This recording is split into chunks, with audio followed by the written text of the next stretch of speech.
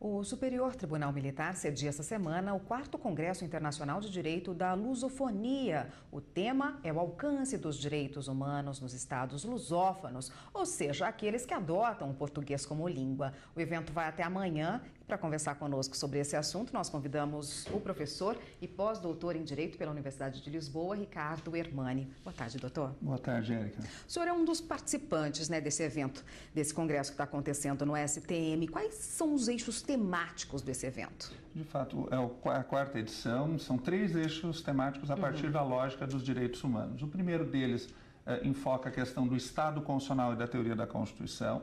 O segundo eixo, efetivamente, trata da questão dos direitos humanos e da efetividade dos direitos fundamentais. E o terceiro eixo, o multiculturalismo, as minorias e a globalização. Especificamente a sua palestra, como se aplica o princípio da subsidiariedade, de palavra bem difícil para falar. Esse princípio, ele tem um histórico a partir da doutrina social da Igreja no século XX, foi inserido em diversas encíclicas papais, ele tem prestígio na Europa, ele informa a questão do direito comunitário, a relação dos órgãos europeus com os estados nacionais, mas o que nos interessa mais na palestra é a perspectiva administrativa interna, como se dá a relação entre poder central e poder local, sempre uma relação complexa, E nesse sentido, a Europa no século XX, na década de 80, traz a Carta Europeia de Autonomia Local, trazendo para essa carta o princípio da subsidiariedade. O que ele diz?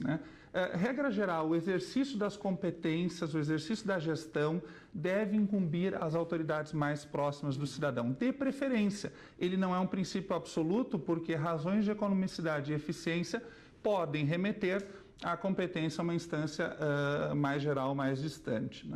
Nós tivemos aí no começo do ano várias rebeliões no norte, no nordeste do país, nas penitenciárias, evidenciando a situação crítica de superlotação e da condição precária do sistema prisional brasileiro como um todo. Como observar a situação dos direitos humanos nessa situação do sistema carcerário? Exatamente. Até foi um pedido especial da coordenadora do evento, a ministra do Superior Tribunal Militar, Maria Elizabeth Rocha, de trazer aquela temática dos direitos humanos ao princípio da subsidiariedade. Qual é a relação específica? Como eu dizia, não é um princípio absoluto. Ele é um princípio de descentralização, mas existem situações que é preciso haver a cooperação entre os entes federativos. É sair de uma relação conflituosa para um federalismo efetivamente cooperativo. E a segurança é um grande exemplo. Por quê? Nós não podemos vislumbrar ilhas de competência na área da segurança. Não pode um Estado isoladamente ser o único competente. É preciso, em situações excepcionais, e por isso não é um princípio absoluto, a União ser chamada à sua responsabilidade. Hoje mesmo pela manhã eu ouvia, a Corte Interamericana de Direitos Humanos deu prazo ao Estado X da Federação Brasileira para resolver uma situação penitenciária. Não pode ser apenas de um Estado. É preciso haver, sim, uma cooperação entre os diversos entes. Isso se aplica a várias políticas públicas, à segurança e a tantas outras mais. Mas nós não podemos ter uma ideia isolada que a subsidiariedade e a descentralização por si só resolve o problema. Precisamos ter uma subsidiariedade acompanhada de autonomia financeira.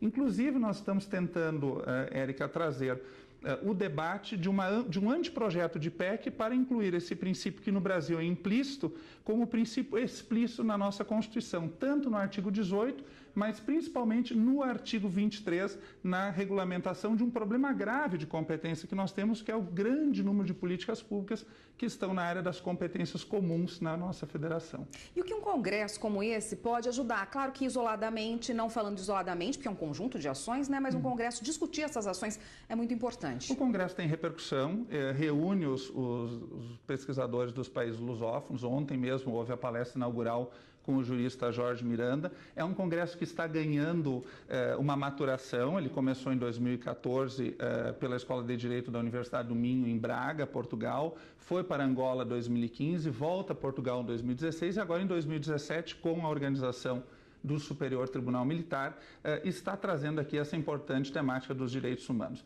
É uma lógica de discutirmos as questões acadêmicas, e nós na Universidade de Santa Cruz do Sul, na Unisc, trabalhamos muito isso no programa de mestrado e doutorado, mas trazer também o resultado prático, e por isso uma articulação forte também com os pesquisadores da lusofonia, com entidades relevantes como a OAB, a Ordem dos Advogados do Brasil e a Confederação Nacional de Municípios, tentarmos discutir efetivamente, de forma concreta, soluções para o nosso problema de engenharia institucional, que é a indeterminação de competências na Federação Brasileira, e isso é fundamental para o respeito aos direitos humanos. E o Congresso vai até amanhã? O Congresso vai até amanhã.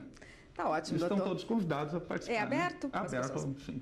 Com certeza, então é um tema importante para toda a sociedade debater, né? Exatamente. Eu conversei aqui com Ricardo Ermani, que é professor e também pós-doutor em Direito pela Universidade de Lisboa, e hoje conversou com a gente a respeito desse congresso que está acontecendo no STM para discutir os direitos humanos. Obrigada, doutor. Obrigado. Até uma próxima. Até uma próxima.